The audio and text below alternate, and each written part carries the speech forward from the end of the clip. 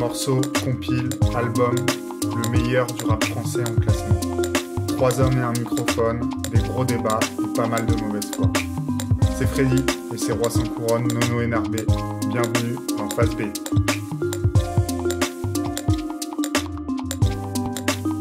Aujourd'hui, les meilleurs rappeurs, partie 1.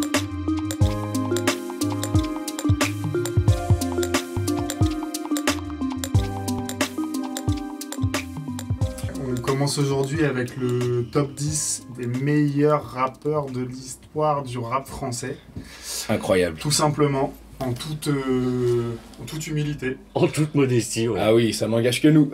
On n'a pas la prétention d'avoir la science infuse. Mais quand même un petit peu. Pas d'énervement. Ah non, Promis. Pas d'insultes. on est là que en good vibe. Il n'y a que de l'amour. Que de l'amour. Alors, on va commencer avec le 10e meilleur rappeur de l'histoire du rap français. Quelle pression. T'as pensé à qui? Écoute, moi j'ai mis Rimka. Voilà, du 113. Ah ouais, ça commence fort. Ah, je t'ai dit qu'il y avait une polémique. J'ai mis Rimka pour plein de raisons. D'abord parce que c'est un rappeur que j'ai beaucoup écouté, qui a vachement marqué mon adolescence, qui a quand même pas mal de classiques avec son groupe, avec son collectif. Mafia qu'un Free, Même tout seul. Même tout seul, qui a fait des très bons albums, qui sait pour le coup, ce que je respecte beaucoup chez ce mec-là, qui est quand même le rappeur des entre guillemets anciens et vieux qui sont là depuis longtemps, Qui s'est bien adapté. qui s'est le mieux adapté, j'ai envie de dire. Enfin, Un dé, ouais. je sais pas qui tu pourrais me citer qui est là depuis aussi Bah, longtemps. Booba. Booba. Ok, bon bah tout de suite, si jamais on commence à parler de... Non, mais c'est un argument. Non mais tu vois, je veux dire dans les gens... Ah non, mais Ah. c'est tout à fait reçu. Quand on parle à échelle humaine. Non mais voilà, en tout cas, tout ça pour dire que voilà, c'est un Ah bah, il a mec que je une respecte carrière magnifique. et ne serait-ce que pour la qualité de ses nombreux projets en solo comme en collectif et de sa longévité et de son adaptation, encore une fois, je trouve qu'il avait une place dans ce classement, voilà. Malgré, Je comprends. malgré Non, que, mais que beaucoup de gens n'y mettraient pas, mais encore une fois, c'est quelque chose de personnel, je fais ce que je veux. MK et pas Mokobe. Pas mal, non, plein d'amour pour Mokobe, beaucoup d'amour pour Mokobe. Et après Ils ont beaucoup fait pour l'histoire du rap. Je disais l'autre fois en discutant avec un pote, petite parenthèse, il faut savoir quand même que des sons comme Tonton du Bled, c'est au même niveau que des jeux Danse le Mia, d'Ayam, etc. Qui sont quand même des sons que même les gens qui n'écoutent pas de rap aujourd'hui encore en 2020 le mettent en soirée et l'écoutent dans des playlists et l'écoutent même dans leur iPod ou leur Deezer maintenant, etc. quoi. Donc c'est quand même important. Ah non, mais ça. moi je respecte un ce très gros choix. impact quoi. Et même si c'est un album de 113, ça reste un solo de Rimka en matière de... C'est vrai, c'est très vrai. Voilà. C'est très vrai. Ok, tu l'assumes quoi. Ah, je l'assume. Je pensais que tu l'assumes vraiment. Non, c'est un petit peu bleu virulent, mais... Ah non, que du love on a dit. J'ai énormément de respect pour la carrière de Rimka qui a su traverser les époques. On est d'accord au moins là-dessus. C'est déjà ça. Et qui est loin d'être un mauvais rappeur. Ah oui. C'est juste qu'il n'est pas dans mon top 10 parce que mais parce il y en qu'il a faut beaucoup bien d'autres faire à mettre et qu'il faut faire des choix. On parlera bien sûr de nos mentions honorables à la fin du... Je tiens à préciser qu'il n'est même pas dans les mentions honorables de Nono. Écoute, je pense qu'il y a des c'est mecs peut-être un oubli. Il y a des mecs qui sont pas dans les miennes et je pense que voilà. Et ça va. Non, mais ça de toute façon, on a le droit de pas être d'accord. Moi en tout cas, j'assume Tonton Karim. Aucun rapport avec le fait qu'il ait une ressemblance avec un ami à toi. Absolument pas. Bon allez, on passe au numéro 10 de Nono. Ok. Qui est, je pensais pas le voir. Tu pensais pas le voir dans le classement? Ouais. Alors avant de donner mon numéro 10, je voudrais juste préciser comment j'ai constitué mon classement, qui est encore une fois très personnel. C'est un mélange de plein de critères, d'impact que ça a eu sur moi, sur ma vie, de comment je les ai écoutés, de technique pure de rap, d'écriture, de puissance de l'écriture, de carrière. Faut trouver un équilibre avec tout ça. D'influence sur les autres rappeurs. et d'influence à travers les époques. Donc voilà, c'est un mélange de plein de trucs, mais c'est encore une fois très personnel. Et du coup, en numéro 10... C'est pas facile. C'est pas facile. Et en numéro 10, j'ai mis Cool Chain. Ouais, pourquoi pas, écoute. Alors, j'ai... Oh, ma vie, Non, j'ai vu NTM en concert, et c'est vrai que c'était quand même un des meilleurs concerts de rap moi, j'y étais pas. Que j'ai vu. En 2008, tu es En 2008, à Bercy. Bah, c'était deux assez frérots, incroyable. Ils ont pareil, et ça les a vachement scotchés. Ouais. Et alors, j'ai mis Cool Chain numéro 10, parce que je pense que au niveau du flow et de la technique, ça a été un des meilleurs rappeurs français pendant une longue période. Pendant toute la période NTM. Tu parles du début des années 90, quoi? Je pense surtout milieu, fin des années 90. Ah ouais? Ouais, je pense que Supreme NTM est un excellent album. Enfin... Et du coup, pourquoi il est pas plus haut? Ça, on est d'accord. Alors, si ça a été... je l'ai mis en numéro 10 parce que je trouve qu'on oublie que c'est un excellent rappeur et que son premier album solo, Dernier Round, est un bon album de rap français, avec des sons qui sont très bons dessus. Bon album, grand max. Quoi. NTM, ouais. NTM, c'est un symbole du rap français, c'est un groupe majeur et ultra important. Et mais je pense si on doit en choisir un des deux... C'était important de pas raisonner comme ça aussi, pour un top personnel. C'était important aussi de pas trop se faire influencer par ce genre de truc, parce que sinon, on aurait eu le même top en réalité, Nono.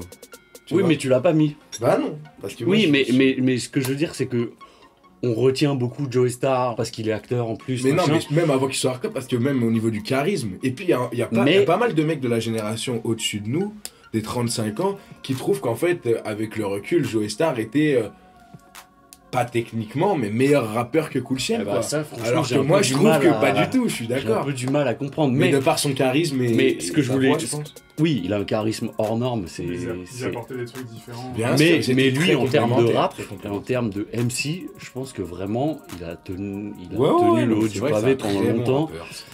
Et voilà. Et c'est pour ça que je l'ai mis en 10e position. Et en tout cas, big up à l'album Supreme NTM, parce qu'évidemment, c'est un classique et on sait très bien pourquoi. On va en parler assez vite. Bien sûr. Le numéro 9 de Marius, qui je crois qu'il est le plus jeune de la bande.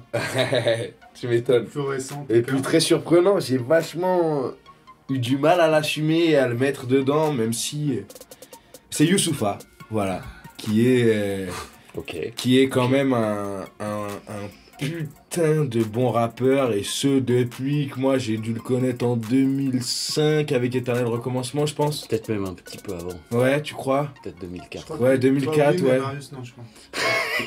De quoi? Tu l'as connu toi en 2005. Ouais, c'est ça. Non, mais peut-être, mais en tout cas, tout ça pour dire que ce mec-là, il faut quand même savoir que Youssoupha, entre Éternel Recommencement, ce street album, le premier album à chaque frère, le deuxième sur les chemins du retour, les Noirs Désirs et Négritude. Moi j'ai moins aimé Polaroid Experience, même le street en noir et blanc avec le son Revolver qui était sorti avant Noir Désir, c'est quand même des excellents projets, c'est quand même 7 projets sur 8 là, dont je viens de parler, qui sont des excellents projets pour moi. Non, il n'y a pas beaucoup d'erreurs.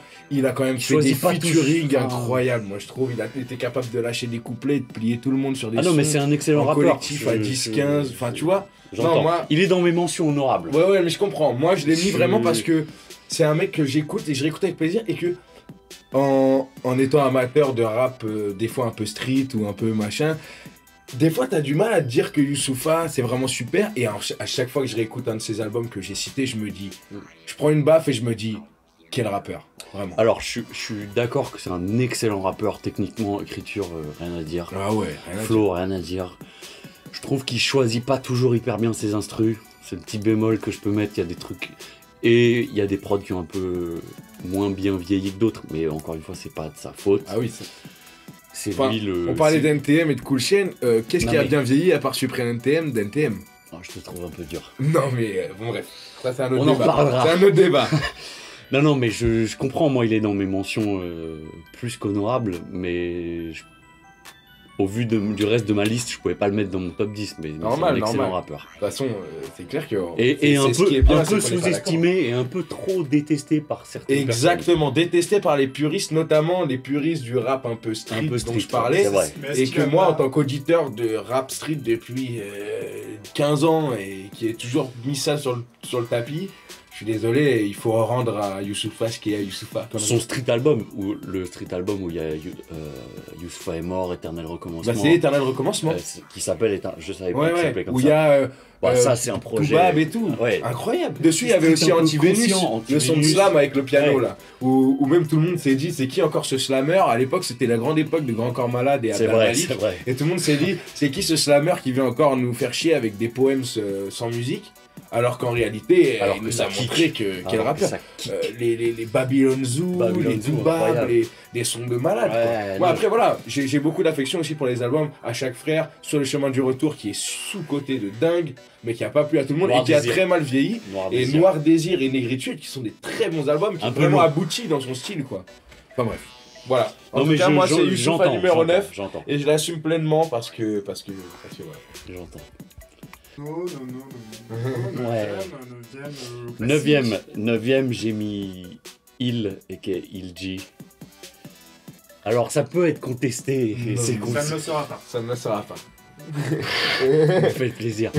Alors j'ai mis Il en 9ème. Beaucoup de puristes l'auraient mis plus haut, mais... Sans doute. Je l'ai pas mis plus haut parce que pour moi il a pas eu la carrière qu'il aurait dû avoir. On est d'accord. Que son talent aurait dû lui permettre d'avoir.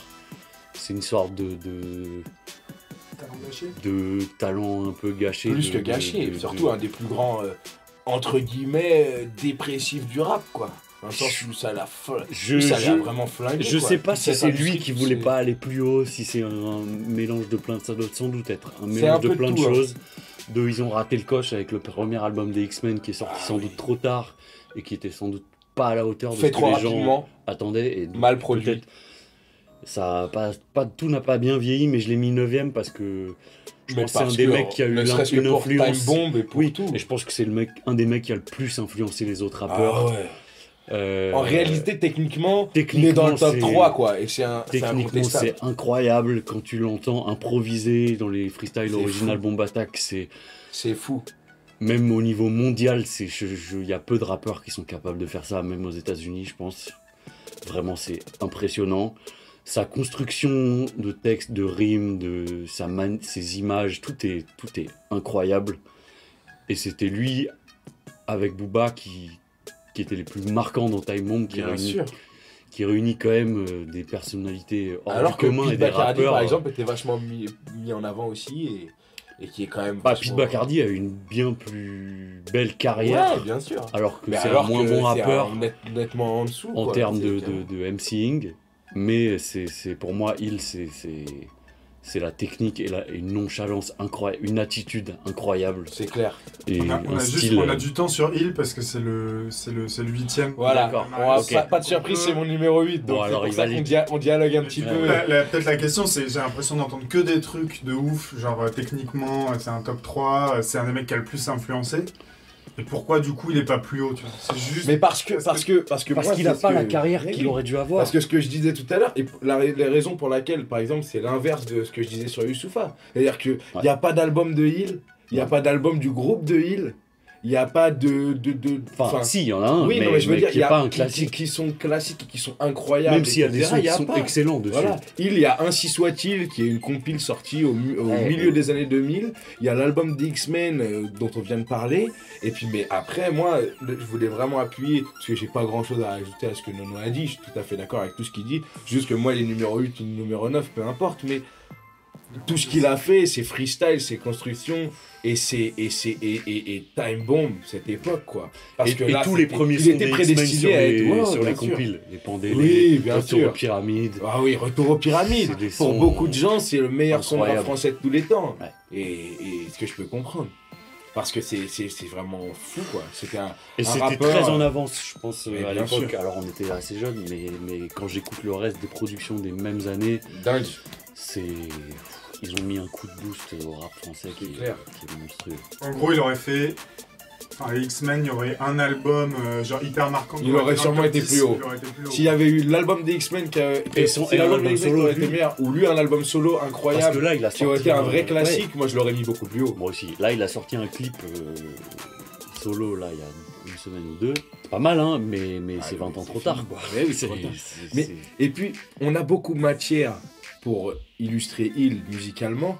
Mais la matière des freestyles, etc., c'est pas pareil qu'un album construit, surtout à cette époque. Ça, c'est sûr. C'est pas la même matière sur laquelle on peut s'appuyer. Voilà, exactement. Donc c'est pour ça que c'est compliqué de le mettre plus haut. De le mettre plus haut, même si on l'aime beaucoup et qu'on trouve que... En tout cas, dans mon top 10, c'est le seul rappeur à ne pas avoir d'album vraiment d'excellente qualité à y figurer quand même. Parce que juste... Et ça prouve que le mec était... hors norme, pas moi. Pense. Non, pas moi. non, non, un petit peu. Bon, bah, super. Et s'il y avait pas faux.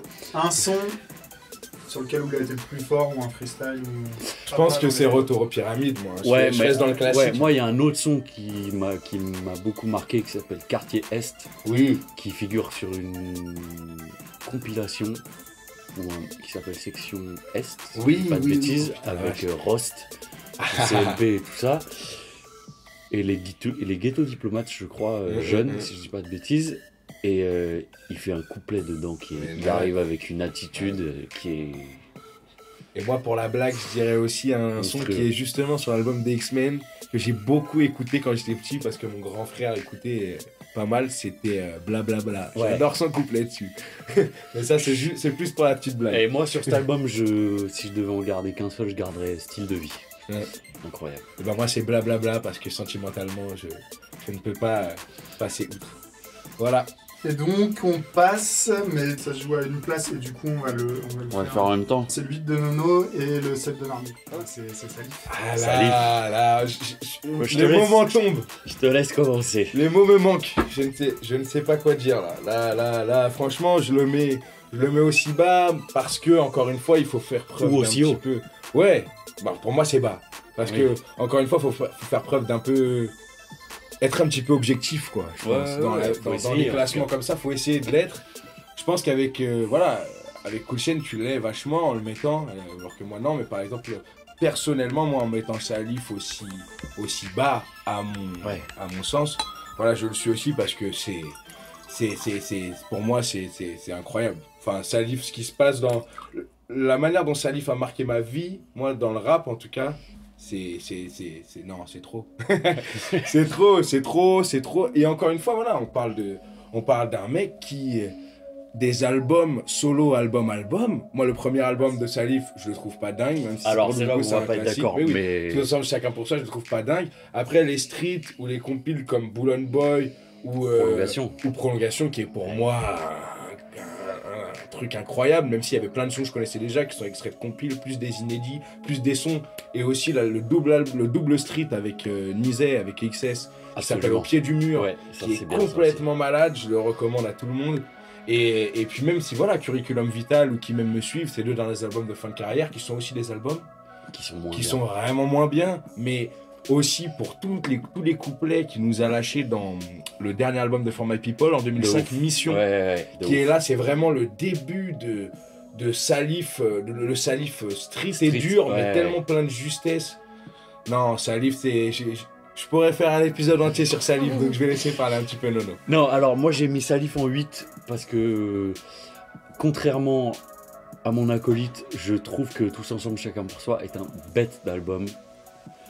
Je trouve que Salif est incroyable dessus, il est hyper jeune quand l'album il sort, je sais plus quel âge il a, mais il doit avoir 23-24 ans, pas plus. Ça rappe techniquement, il n'y a rien à dire, franchement. Non, et je trouve que son personnage de mec qui galère un peu, qui tisse tout le temps, c'est exactement ce qui me fatigue, moi, ça. Mais après, je trouve que je pense, j'ai pas d'autres albums de rap français auxquels je pense... avec justement le développement d'un personnage comme ça, où c'est réussi et où moi ça m'a parlé. Je trouve que les prods sont incroyables, je crois que c'est Madizom et Segundo, les producteurs de For My People qui les ont fait. Tu peux quand même me laisser que ça a mal vieilli cet album. Eh ben je suis pas d'accord. Moi je le réécoute encore, je trouve que ça a bien vieilli, et je trouve que c'est un excellent album. Je trouve que... 2001 je crois. Ouais, je crois que c'est ça. On va situer. Il y aura peut-être des surprises. dans le top 10. Sur l'épisode. On verra. Mais je trouve que c'est un excellent album. Et je trouve aussi, avec Salif, ce qui est très fort, c'est qu'il a réussi à évoluer d'une manière vraiment intéressante. De dingue. Et il est passé de justement ce mec un peu galérien qui tisse trop à un mec street et qui rappe. Mais un personnage incroyable, qui rappe comme peu de gens ont rappé. Comme peu. Après, ce qui lui fait tort et défaut, à mon avis, c'est que ses meilleurs projets pour sont toi sortis sont sortis à une époque très compliquée pour le rap français. Très très compliqué. Où c'est la crise du disque, où ça vend plus d'albums. Quelles années? Bah, ça commence 2004, 2005, 2006, jusqu'à assez tard, jusqu'à... Ouais, c'est de 5 à... En fait, là où c'était le pire, c'était quand il n'y avait plus grand chose qui sortait, là. 2009, 2010, 2011, c'était vraiment dur. 2011, ça commençait un petit peu. 2012, ça a vraiment pris, quoi. Mais ces années-là, c'est là où il sort les deux derniers albums, là, il me semble, hein, c'est 2009-2010. Je pense que c'est ça, ouais. Curriculum Vital qui même me suivent, qui sont pas terribles, comme on le dit.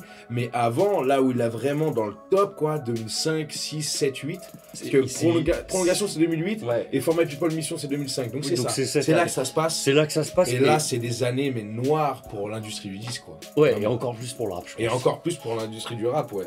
Et il y a un truc qui, moi, me dérange par rapport au prod de certains de ces disques, mais c'est valable pour lui comme c'est valable pour plein d'autres gens, c'est que c'est la période où ils commencent à sampler, les producteurs commencent à sampler de moins en moins, qui font des prods synthétiques, des imitations, beaucoup des clavier, ouais.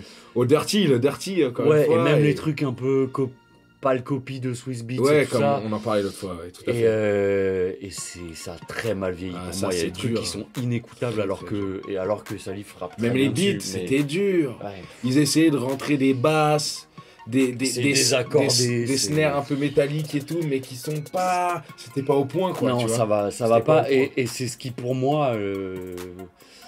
Enfin. Tous ces éléments mis ensemble font qu'il n'a pas eu la carrière qu'il aurait dû avoir. C'est vrai. Et le succès qu'il aurait dû avoir, à mon avis. Je tiens à dire que les prods, sur notamment Prolongation dont on parlait, il y en a plein qui n'ont pas tant vieilli. C'est plus sur... quand il s'essayait un peu avant sur Bull Boy, tu vois. Peut-être plus Bull sur Boy, là, t'as vraiment de la prod un peu dirty, un peu crado, mais qui était, à l'époque, ça a duré 2 ans. Ça avait déjà mal vieilli au bout de 2 piges, quoi, tu vois. C'est pas faux. Alors que Prolongation, mais du coup, c'est encore qui est une espèce de compilation, certes, hein, mais pour moi, c'est un gros classico. Ouais, non, mais c'est un excellent rappeur, je veux dire. Et puis voilà, il s'est démarqué de tout le monde. C'est que il avait un talent et il était tellement à l'aise, c'était tellement facile pour lui à ce moment-là. Ouais.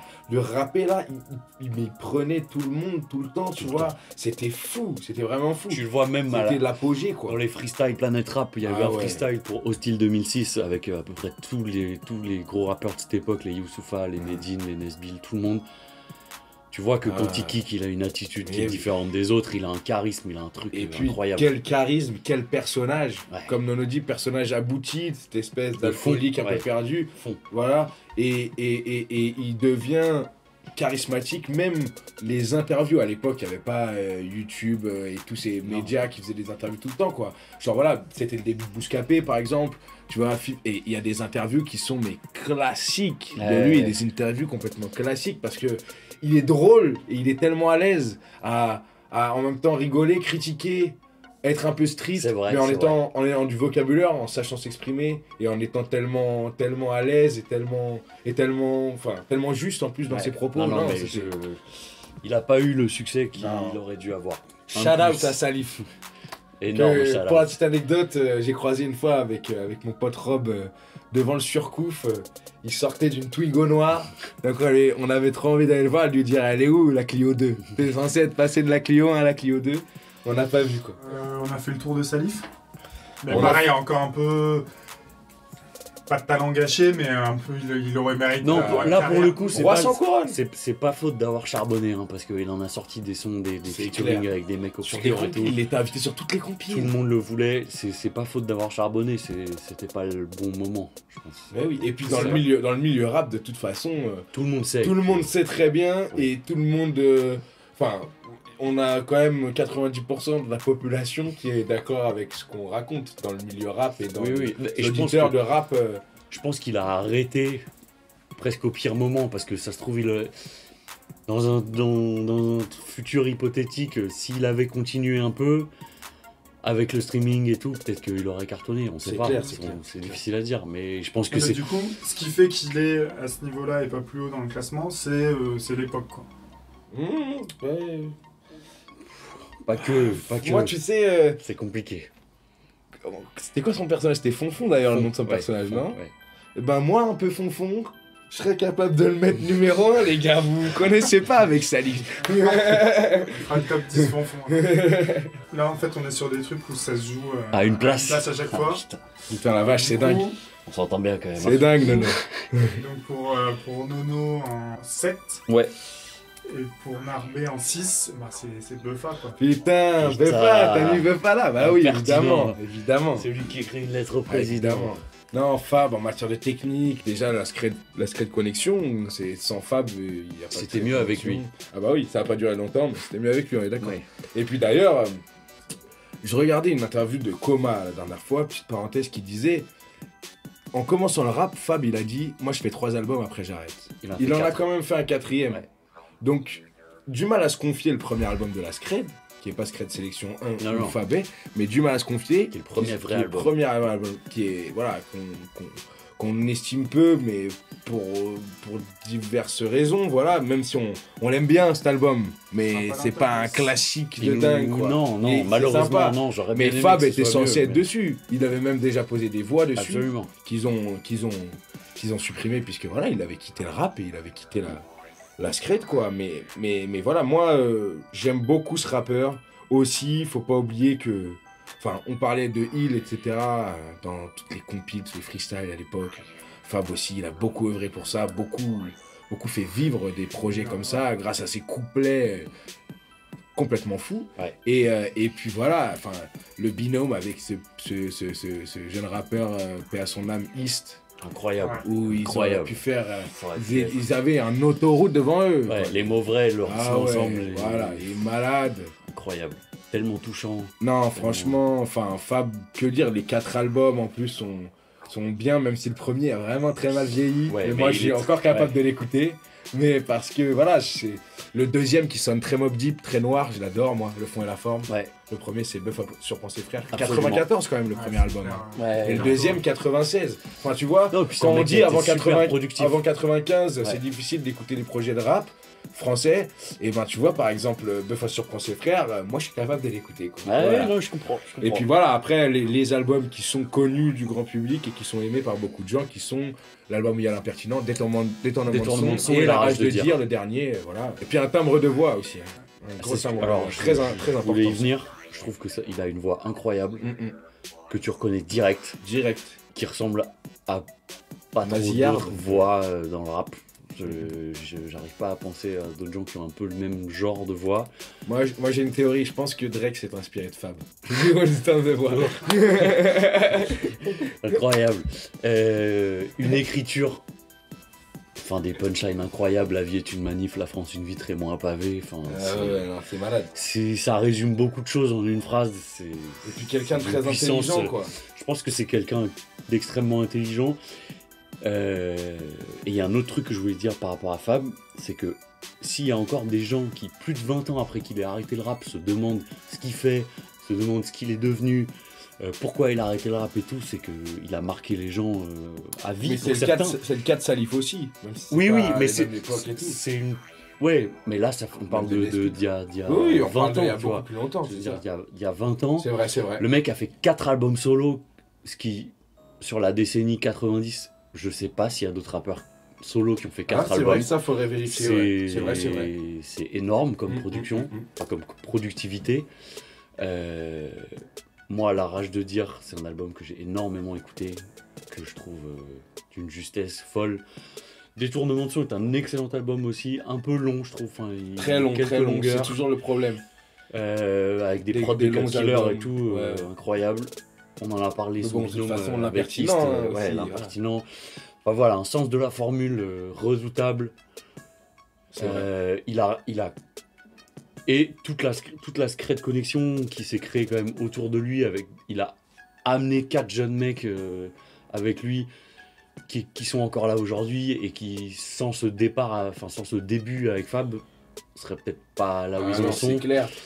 Et on n'aurait pas fait ce qu'ils ont fait. Secret Selection 1 est un projet que je trouve phénoménal, que j'ai écouté toute mon adolescence, que j'avais en CD gravé de la bibliothèque, je ne l'oublierai pas. Que d'ailleurs j'ai acheté il y a peu de temps en vinyle à la Secret Boutique dans le 18ème. Courez-y. En checkant Coma qui était au sous-sol d'ailleurs. Donc voilà, Fab, franchement c'est... Non, moi, Fab, il a compté dans ma vie, voilà, vraiment. Écoute, moi, voilà, je l'ai pris peut-être un peu après. Je l'ai pas pris quand j'étais gamin, tu vois. Je l'ai pris peut-être un peu en étant un peu plus vieux, un peu ado, quoi. Pré-ado. Mais je sais que, par exemple, que j'étais mûr, mon frère qui a 35 ans, ouais, donc qui a 5 ans de plus que moi, voilà. Mon frère, je sais que pour lui c'était très important, ce rappeur, et qu'il était pile dedans, quoi, à ce moment-là. Et moi, je l'ai pris après, de toute façon. Je l'avais pris un petit peu avant, mais je me rendais pas forcément compte. Mais après, voilà, je me suis vraiment rendu compte du talent de ce garçon. Voilà. C'est clair. Je l'aurais mis plus haut. Ah. Le grand médiateur. Le médiateur. Mais bon, si jamais on prend ton top aussi, on va faire une émission de 4 heures, quoi.